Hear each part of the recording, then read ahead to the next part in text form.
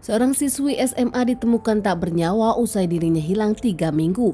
Dicari keluarganya hingga akhirnya keluarganya lapor polisi. Kemudian ditemukan sudah tak bernyawa, ternyata pelakunya adalah pamannya sendiri.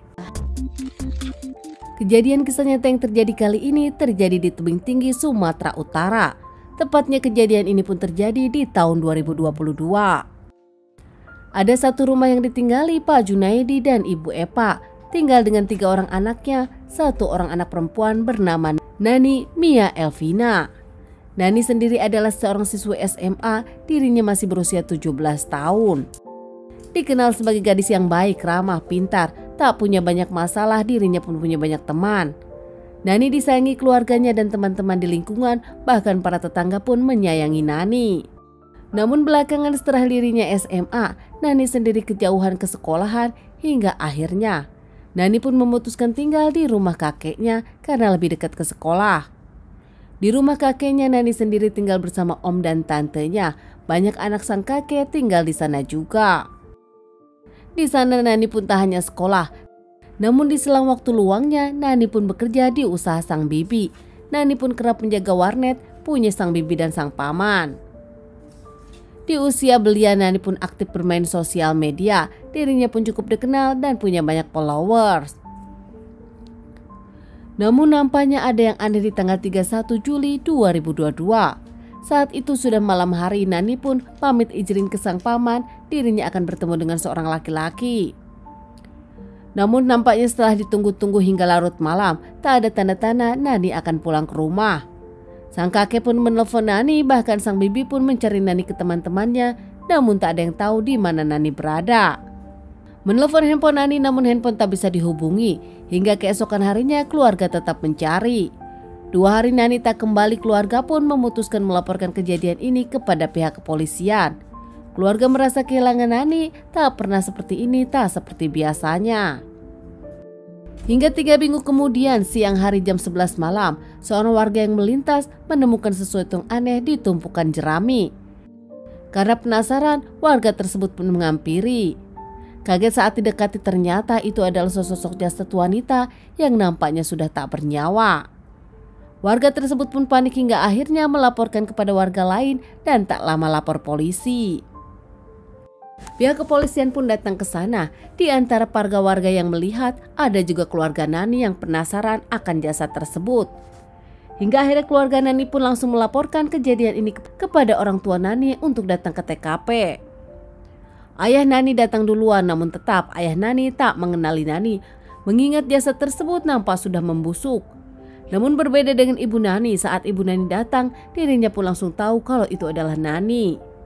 Ada sendal dan baju yang ternyata dibelikan oleh sang ibu untuk sang anak pertama Nani. Penuh rasa histeris mengakui kepada pihak kepolisian kalau jasad tersebut adalah anaknya.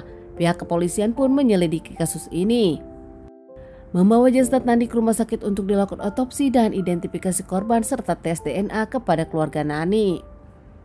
Jasad Nani sendiri setelah diotopsi disebutkan kalau Nani mendapatkan penganiayaan dan coba diperkaos, namun ternyata Nani belum sempat diperkaos. Jasad Nani sendiri dikembalikan ke keluarganya usai dilakukan otopsi untuk dilakukan pemakaman. Pihak kepolisian terus menyelidiki kasus ini, interogasi warga sekitar dan keluarga Nani, namun nampaknya tak menemukan titik temu.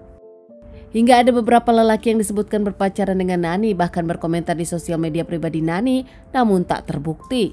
Para lelaki itu hanya teman sekolah Nani dan teman biasa saja. Pihak kepolisian tak menyerah, terus menggali tentang kasus ini dan mencoba merunut kasus ini dari awal lagi. Hingga akhirnya berkat kerja keras pihak kepolisian, akhirnya pihak kepolisian pun mengamankan seorang lelaki bernama Islami Madan, atau lelaki tersebut biasa dipanggil Madan, 37 tahun. Lelaki tersebut tak lain dan tak bukan adalah paman dari Nani sendiri, seorang pengangguran yang baru bercerai dari istrinya. Madan punya 4 orang anak, namun keempat anaknya tinggal bersama mantan istri. Pasca Madan bercerai, Madan pun kembali ke orang tuanya yang tak lain adalah kakek dari Nani. Saat diamankan pihak yang berwajib, Madan pun memberikan perlawanan hingga akhirnya Madan pun didor pihak yang berwajib. Di awal membantah dirinya pelakunya, namun karena Madan kabur ke Riau, Madan pun akhirnya diberikan bukti-bukti yang ada. Hingga akhirnya Madan pun mengakui kalau dirinya lah pelakunya. Madan juga menceritakan kronologis kejadian di awal. Menurut Madan yang memang dirinya kini seorang duda, saat itu dirinya mulai tergoda oleh Nani, sang ponakan yang saat itu tinggal bersamanya. Nani yang sudah dewasa nampak selalu tampil cantik di mata Madan dan Madan pun ingin menyalurkan hasratnya. Malam itu Madan pun memanggil Nani. Tak lama Madan menyuruh Nani untuk memberikan uang kepada mantan istri Madan yang rumahnya tak jauh dari rumah Madan. Nani keponakan dari Madan pun akhirnya menyanggupi permintaan tolong Madan untuk memberikan uang kepada 4 anak Madan. Nani berjalan kaki keluar. Nani pun tak tahu kalau ternyata Madan di belakang mengikutinya. Tepat di jalanan yang sepi, Nani pun dipanggil Madan. Nani mengira kalau saat itu Madan akan menemaninya ke rumah sang tante, namun ternyata di tempat jalanan yang sepi, Madan pun nampaknya hendak memperkosa Nani. Menyeret Nani ke semak-semak dan saat itu pun Madan memaksa untuk bersetubuh. Sontak saja Nani yang kaget langsung memberikan perlawanan dan menjerit.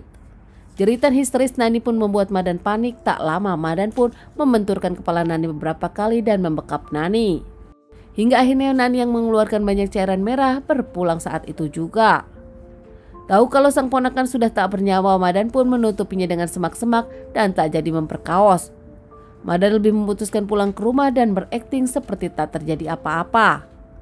Bahkan Madan sendiri mengarang, menyebutkan kalau Nani pamit kepada dirinya untuk bertemu lelaki. Diamankan terkait permasalahan ini, Madan pun menjalani beberapa kali persidangan hingga akhirnya Madan mendapatkan vonis 18 tahun penjara. Sementara keluarga dari Nani sendiri tak menyangka pelaku penghabisan atas Nani adalah pamannya sendiri, orang yang dipercayai tinggal bersama Nani saat itu. Teman-teman, sekian dulu bahasan kasus yang aku bawakan kali ini. Semoga ini bisa dijadikan pelajaran untuk kita dan ditunggu bahasan kasus-kasus selanjutnya.